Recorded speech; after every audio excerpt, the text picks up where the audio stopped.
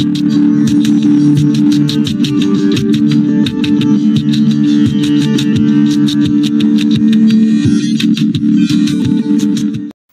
is the fifth section of Basic Signalling Principles and Associated Circuitry presentation. The two main means of moving points on network rail are by electric point machines and rail point clamp locks. Understanding how each operates is therefore vital in railway signalling engineering. How both operate by unlocking, moving the switch rails to their desired position, and then locking them are covered in this section, together with the detection circuitry and point fittings. This is the final section of Basic Signalling Principles and Associated Circuitry presentation, which provides a firm foundation for continued learning of signalling engineering. If you haven't seen the introduction video and the videos covering the content of section 1, 2, 3 and 4, you can access these via the links in the description box below. Hello, I'm Roy Thompson, author of Basic Signalling Principles and Associated Circuitry presentation, a foundation for learning railway signalling engineering. This section covers electric point machines, rail point clamp locks and point fittings. A video presentation covers all of the learning material, and an e-book provides this information in written format. In other words, a workbook. The workbook also contains self-assessment questions and answers to check progression made. If you're not already aware, this complete package comes at a very low cost, and there is a bonus. I'll explain this later. If you like this video, please hit the thumbs up and subscribe below. Let's look at the content covered in this section. The section starts with the component parts of point fittings, including stock rail gauge tie or sole plate, stock rails, switch rails, closed switch, open switch, lock stretcher bar and P-way stretcher bars. After detailing point requirements, we cover point identification. Moving on to point machines, we discuss point connections and power supplies. Here is a sample of the video explaining detection and what needs to be proved. Detection. The detection mechanism within the machine needs to detect the closed switch rail closed, the open switch rail open, and the lock fully in the locked position. The mechanism is driven by the movement of the switch rails moving the detection rods attached to each switch rail. There are a number of mechanisms used to operate detection springs and are dependent upon the manufacturer.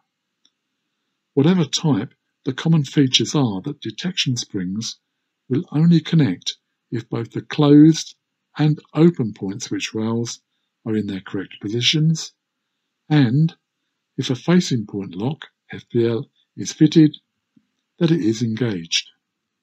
Facing point lock FPL is then covered by showing how the mechanical FPL principle is achieved.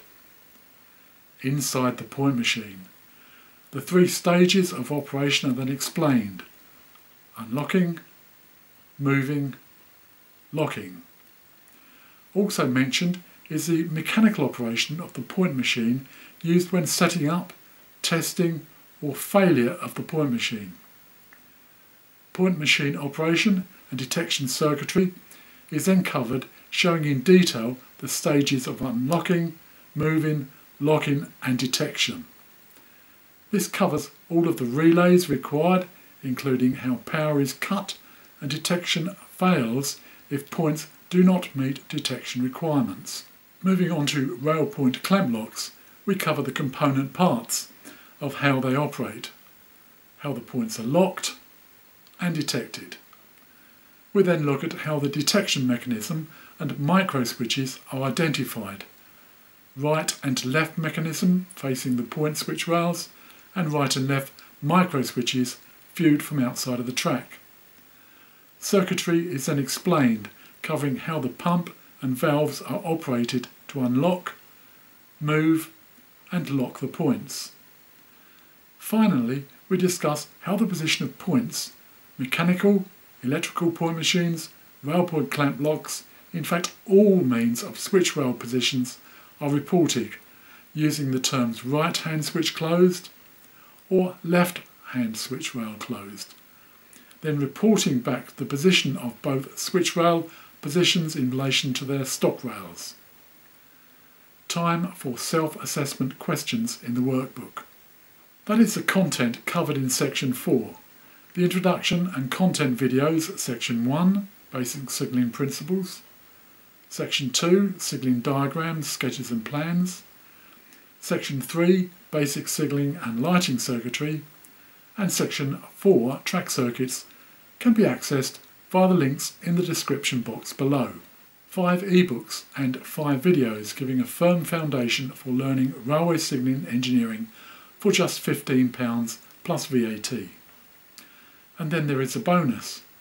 You will also receive the ebook Assistant Tester Mod 5 for free, which is downloadable when you purchase Basic Signalling Principles and Associated Circuitry Presentation. To purchase Basic Signalling Principles and Associated Circuitry Presentation, click the link in the description box below. It is payable via Visa, MasterCard or PayPal, and access is then immediate. If you like this video, please hit the thumbs up and subscribe below, and I hope to be in contact soon with more details. Access to more information will also become available in Basic Signalling Principles and Associated Circuitry on Facebook, and can be accessed via a link in the description box below.